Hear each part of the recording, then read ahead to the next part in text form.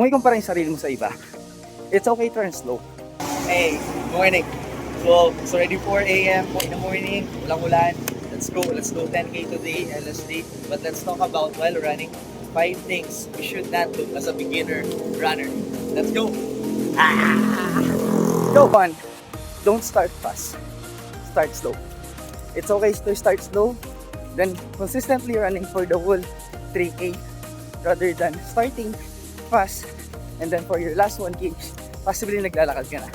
Possibly tumatakbo ka lang din for the first 500 meters. So, start slow. And I'm on the mic. So, let's go. And number 2, don't skip warm-up.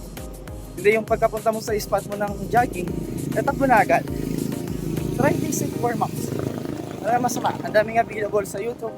Ang daming available dito sa TikTok. Try them. Diba? And number 3, kung mo ikumpara yung sarili mo sa iba, it's okay to run slow.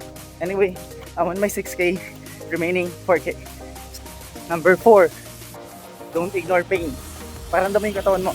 Okay lang naman na maging mabagal. Okay lang naman na lumakad. Pero, pakiramdaman mo, don't ignore your pain. Baka maging sandiyan na pag-stop mo sa running journey mo. So, number 5, 10K done.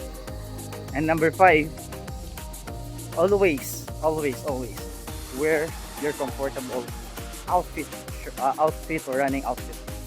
Simple shirt available sa basket natin and simple rubber shoes. That's